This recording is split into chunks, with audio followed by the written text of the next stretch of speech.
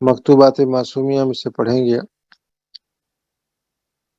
یہ دفتر دوم ہے، اور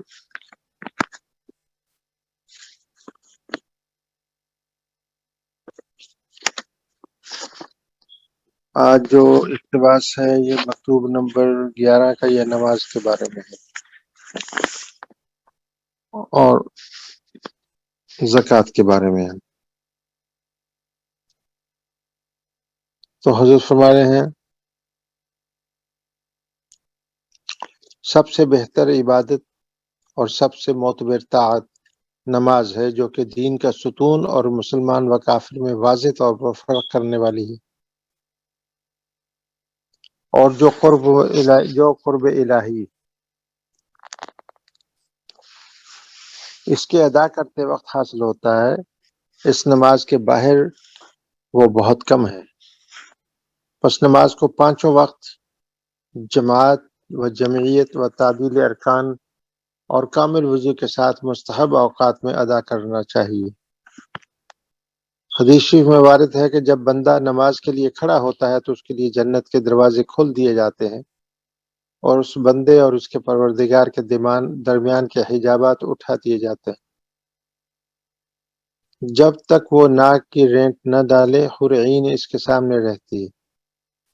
یہ جو حدیث میں تو یہ لفظ ہے نا حجابات کا، تو ہمارے حضرات نے اس کی جگہ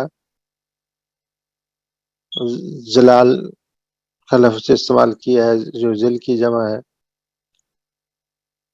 وہ حجابات ہی کی ضمن میں آتے ہیں۔ اور نیز حدیث شریف میں ہے کہ نماز پڑھنے والا بادشاہ کا دروازہ کھٹکھٹاتا ہے، اور اس میں شک نہیں کہ جو شخص ہمیشہ دروازہ کھٹکھٹاتا رہتا ہے قریب ہے کہ اس کے لیے کھول دیا جائے۔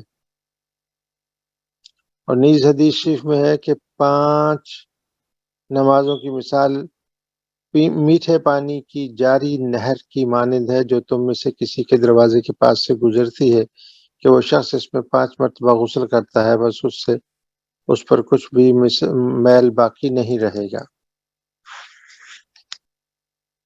نیز حدیث میں ہے کہ بے شک جس شخص نے ان 5 فرض نمازوں پر جماعت سے ادا کرنے میں حفاظت کی، وہ ان لوگوں میں سب سے پہلا شخص ہوگا جو پل صراط پر چمکنے والی بجلی کی مانند گزریں گے، اور اللہ تعالیٰ اس کو سابقین کے پہلے گروہ میں حشر فرمائے گا۔ اللہ تعالیٰ ہم سب کو اسی گروہ میں سے بنائے۔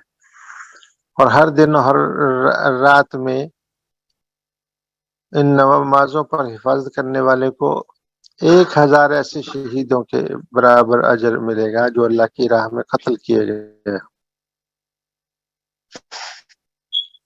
اور بڑھنے والے مالوں اور چرنے والے چوپایوں کی زکوٰۃ اس کے مصارف میں احسان مندی و رغبت کے ساتھ دینی چاہیے۔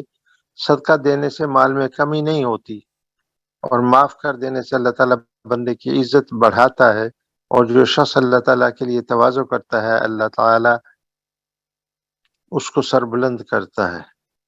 اور نیز حدیث میں ہے کہ جو شخص سونے چاندی کا مالک ہو اور اس کا حق ادا نہ کرے، یعنی زکوٰۃ نہ دے، تو قیامت کے روز اس سونے چاندی کو گرم کر کے اس کے تختے بنائے جائیں گے، پھر ان تختوں کو دوزخ کی آگ میں تپایا جائے گا، پس اس کے ساتھ اس کے پہلو اور پیٹھ کو داغ دیا جائے گا، پھر ٹھنڈا ہونے پر وہ تختے دوبارہ آگ میں ڈال دیے جائیں گے اور ان کو نکال کر داغ دیں گے، اور اس دن میں جس کی مقدار 50,000 سال ہے، بار بار اس کے لیے یہی عمل کیا جائے گا، حتیٰ کہ لوگوں کے درمیان فیصلہ کر دیا جائے گا۔ بس ہر بندہ اپنا راستہ یا جنت کی طرف دیکھ لے گا یا دوزخ کی طرف۔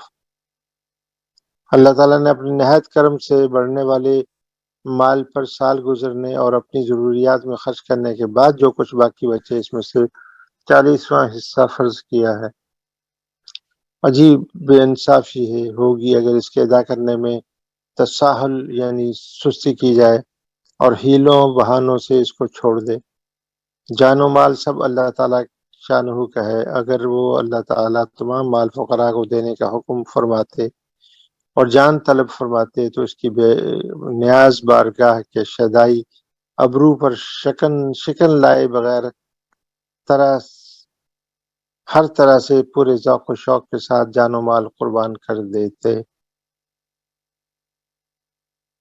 یہ اپروول شکل لائے بغیر، یعنی بغیر ہیزیٹیشن کے۔ اللہ اکبر کبیرہ، بس اتنا کافی ہے آج۔ اب ہم اپنے اپنے اسباق کی طرف آئیں گے۔ شروع کرنے والے سب حضرات لطیفہ قلب سے تھوڑا تھوڑا بیٹھ کے آگے بڑھیں، اپنے اپنے اسباق کی طرف، پھر رک جائیں اور وہاں جم کے بیٹھیں۔